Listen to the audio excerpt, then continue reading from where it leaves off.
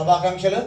మరి ఆ పరమేశ్వరుడు ఆశీస్సులు అందరికీ ఉండాలని కోరుకుంటూ రాష్ట్రంలో అపరిష్కృతంగా ప్రధాన కార్యదర్శి జె ఆంజనేయులు గారు అన్ని జిల్లాల్లో కూడా సన్నాహక సమావేశాలు నిర్వహించుకుంటూ వస్తున్నారు. ఇందులో భాగంగానే తొలుత సెంటిమెంట్గా శ్రీకాకుళం నుంచి ఈ సమావేశాలన్నీ కూడా మేము ప్రారంభించడం జరిగింది.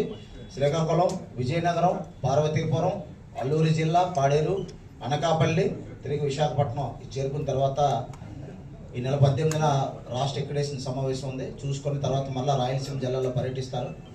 మార్చి ఈ నెలాఖరు కానీ మార్చి 7లోపు అసెంబ్లీ సమావేశాలు ముగిసేలోపు చలో విజయవాడ కార్యక్రమం నిర్వహించడం, దాని వివరాలను ఆయన విపులంగా తెలియజేస్తారు.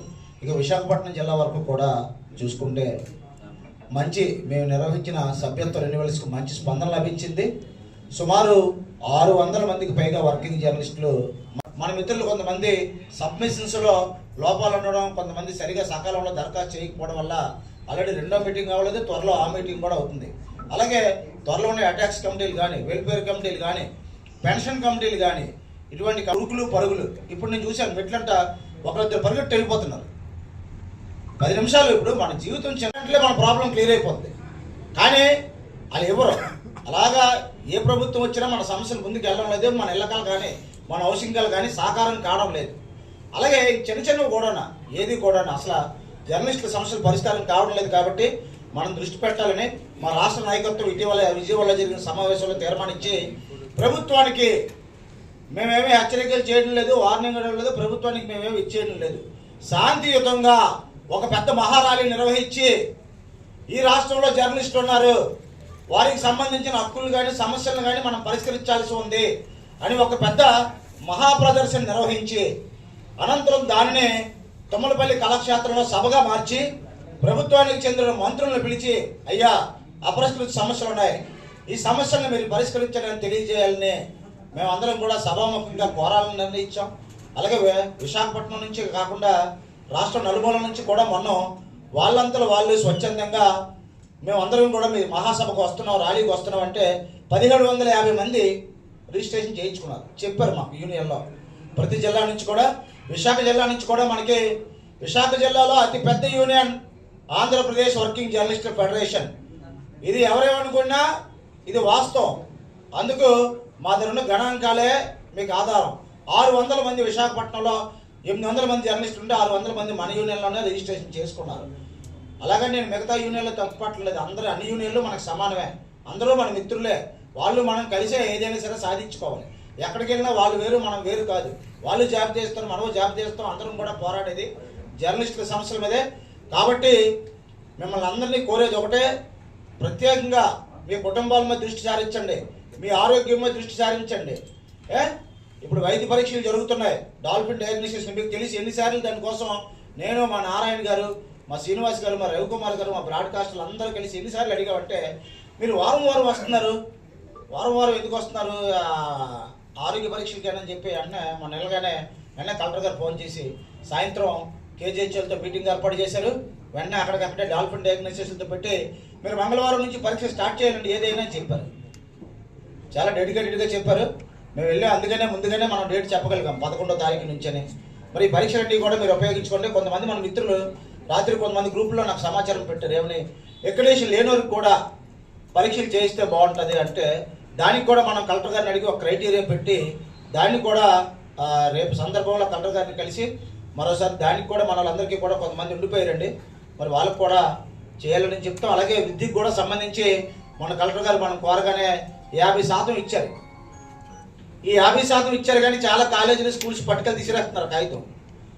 మేము మీకు ఇవ్వలేమని అంటున్నారు. అటువంటి వాళ్ళ సంగతి కూడా మనం తేల్చాల్సిన అవసరం ఉంది. కార్పొరేట్ కింద అన్ని సదుపాయాలు విద్య కానీ వైద్యం కానీ జర్నలిస్టులకి ఉచితంగా చేయాలి. అది మన ప్రాథమిక హక్కు. ఎందుకంటే ప్రభుత్వం వాళ్ళకి సకల సదుపాయాలు కల్పిస్తుంది, వాళ్ళు అన్ని రాయితీలు పొందుతున్నారు. అది కూడా త్వరలోనే ఒక సూపర్ స్పెషాలిటీ హాస్పిటల్తో మరలా తిరిగి మన యూనియన్ ద్వారా లింకప్ చేసి మన యూనియన్లో ప్రతి ఒక్కరికి కూడా కార్డు ఇస్తాం, ఒక సూపర్ స్పెషాలిటీ కార్డు. ఆ కార్డు మీరు పట్టుకొని మీరు మీ కుటుంబ సభ్యులు ఆ సూపర్ స్పెషాలిటీ ఆసుపత్రిలో మీరు వైద్య పరీక్షలు చేర్చుకోవచ్చు. అమ్మ ఇంత మంచి హాస్పిటల్లో మాకు స్పందన వచ్చింది. 6 జిల్లాల్లో కూడా జర్నలిస్టులు మేము నిర్వహించిన సమావేశాల్లో పెద్ద సంఖ్యలో పాల్గొనడమే కాకుండా మేము హాజరవుతామని చెప్పారు. సమస్యల గురించి ఆల్రెడీ శ్రీనిబాబు గారు వివరించారు, దాని గురించి నేను ప్రత్యేకంగా చెప్పాల్సిన అవసరం లేదు. ఈవేళ మన పరిస్థితి చాలా దిగజారుతూ ఉన్నది. గతంతో పోలిస్తే మన వృత్తి చాలా కష్టంగా మారిపోయింది. ప్రభుత్వాలు లేకుంటే రాజకీయ పార్టీలు, అధికారులు ఈవేళ మనం చూస్తున్న వైఖరిలో అతిపెద్ద మార్పు కనిపిస్తూ ఉన్నది. మీరు గమనిస్తున్నారో లేదో, సోషల్ మీడియా వచ్చిన తర్వాత మనకి ఇంకా ప్రాధాన్యం పెరుగుతుంది అనే ఆలోచనలో ఉన్నాను నేను.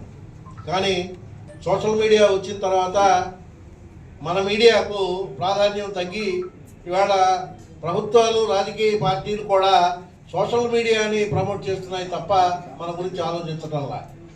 దాని మూలంగానే ఇవాళ మన సమస్యలన్నీ అలాగే ఉండిపోయినాయి. గత ప్రభుత్వంలో హామీ ఇచ్చారు, ఆ హామీల దగ్గర ఆగిపోయినాయి. తర్వాత మళ్ళీ ఈ ప్రభుత్వం వచ్చి 2 ఏళ్ళు అయిపోయింది. హామీల అమలుకు సంబంధించి మనం రిపీటెడ్గా ప్రభుత్వానికి ఇప్పటికీ అనేక మార్లు వినతి పత్రాలు ఇచ్చాము, కలిసి మాట్లాడాం. ఇళ్ల స్థలాలకు సంబంధించిన సమస్య మీద సమాచార శాఖ మంత్రితో 1కి 10 సార్లు ప్రస్తావన చేశాం. కాబట్టి ఒక జీవో ఉన్నది 3 సెంట్లు స్థలం అని చెప్పి, దానికోసం దరఖాస్తులు కూడా తీసుకున్నారు. మరి ఏంటి దీని విషయం? మరి ఈ పథకం అమలవుతుందా లేకుంటే మీరేమన్నా కొత్త ఆలోచన చేయబోతున్నారు అని అడిగితే మంత్రి గారు చెప్పిన సమాధానం ఏంటంటే ఆ పథకం జీవో రద్దు అయిందా లేదా రద్దు చేయలేదు కదా అని మళ్ళీ ఎదురు ప్రశ్న చేశాడు.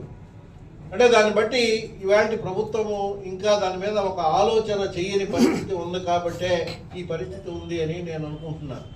అయినా కూడా మనం మహాజర్లు ఇవ్వడం మానలా. ఇప్పుడు దాని పరాకాష్ట ఇప్పుడు ఒక పెద్ద ర్యాలీ నిర్వహించి జర్నలిస్టులు కూడా ఈ సొసైటీలో భాగం, వీళ్ళకు కూడా సమస్యలు ఉన్నాయి, వీటి పట్ల ప్రభుత్వం సానుకూలంగా వ్యవహరించకపోతే ఇబ్బంది పడుతున్నాం మేము అనేది మనం చెప్పాల్సిన అవసరం ఉంది అనేది భావించే ఈ ర్యాలీ కార్యక్రమాన్ని నిర్వహించడం జరుగుతూ ఉంది. కాబట్టి ఈ ర్యాలీకి రాష్ట్రంలో ఉండే జర్నలిస్టులు అందరూ పెద్ద సంఖ్యలో పాల్గొనాలని చెప్పేసి మీ ద్వారా విజ్ఞప్తి చేస్తూ ఉన్నాను. అలాగే మనకు ఉన్న సమస్యల్లో ఇళ్ల స్థలాల సమస్య ఒకటే కాదు, పెన్షన్ ఒకటే కాదు, జర్నలిస్టుల పిల్లలకు 50% రాయితీ అని ఒక ఇది పెట్టాం. కొన్ని దగ్గరలో ఇస్తున్నారు, కొన్ని దగ్గరలో ఇవ్వడం లేదు, కొన్ని దగ్గరలో వాళ్ళు పట్టించుకోవడం కూడా పట్టించుకోవట్లా. స్థానికంగా ఉండే విలేకరులకు ఉండే వ్యక్తిగతమైనటువంటి ప్రతిష్టతోనే సీట్లు సంపాదించుకునే పరిస్థితి ఉంది తప్ప అలా కాకుండా వేరే రకంగా రావడంలా. అందుకని చెప్పేసి మన డిమాండ్ని ఈవేళ మనం ఏం చేస్తామంటే ప్రభుత్వాలు కార్పొరేట్ సంస్థలకు, కార్పొరేట్ విద్యా సంస్థలకు అనేక రాయితీలు ఇస్తున్నారు, పర్మిషన్లు ఇస్తున్నారు, ఇవన్నీ ఇస్తున్నారు. కాబట్టి మనం అనేది జర్నలిస్టుల పిల్లలకు ఆ వాటిల్లో చదువుకునేందుకు ఉచితంగా చదువుకునే ఫెసిలిటీ కల్పించాలనేది మన డిమాండ్గా మనం ఇంక్లూడ్ చేశాం. అలాగే ఆరోగ్య బీమా సదుపాయంగా వైద్య పరీక్షలు నిర్వహించాలి. అలా కనుక చేయడం మూలంగా దాని చాలా కంఫర్టబుల్గా ఉంటుంది. లేకపోతే ఇవాళ వైద్య పరీక్షలకు అయ్యే ఖర్చు కూడా తక్కువగా లేదు ఇవాళ మనం. ఎందుకంటే ఆరోగ్య బీమా కార్డు ఉన్నా కూడా సదుపాయం ఉంటే మాత్రమే మనకు ఆ బీమా కార్డు వర్తిస్తుంది. అంటే దానికంటే ముందు టెస్టులు చేయించుకోవాలా, లేకుంటే డాక్టర్ ఫీజు కట్టాలా. ఇవన్నీ ఇదివరకులాగా డాక్టర్ ఫీజు అంటే 50-100 కావడంలా మామూలు డాక్టర్ కూడా 500 రూపాయలు ఫీజు తీసుకుంటాడు. వెళ్ళగానే టెస్టులు అంటే 7,000, 8,000, 10,000 టెస్టులకు రాస్తా ఉన్నటువంటి పరిస్థితి. ఇవన్నీ మనం పెట్టుకుంటే తప్ప ఆ బీమా కార్డు ఉపయోగించుకోని పరిస్థితికి వెళ్తున్నాం. కాబట్టి ప్రతి ఏటా 2 సార్లు జర్నలిస్టు కుటుంబ సభ్యులు వైద్య పరీక్షలు ఉచితంగా నిర్వహించే ఏర్పాటు కావాలని చెప్పేసి మనం డిమాండ్ చేస్తూ ఉన్నాం. ఈ ఫీజు రాయితీ పిల్లలకు ఫీజు రాయితీ కాదు, పూర్తిగా ఉచితంగా జర్నలిస్టు పిల్లలు కార్పొరేట్ స్కూళ్ళలో చదువుకునేందుకు. ఇది పెద్ద సంఖ్య ఏమి ఉండదు. మనం ఉన్న సంఖ్య 20,000.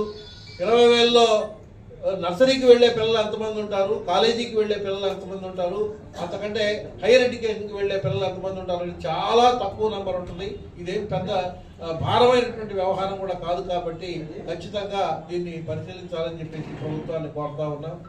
అలాగే మనకు ఈ ఇంతకుముందు మధ్యలో కొంతకాలం ఇంటిగ్రేటెడ్ ఇన్సూరెన్స్ అని గవర్నమెంట్ 225 రూపాయలు తీసుకొని ఒక పథకం అమలు చేసేది, ప్రమాద బీమా.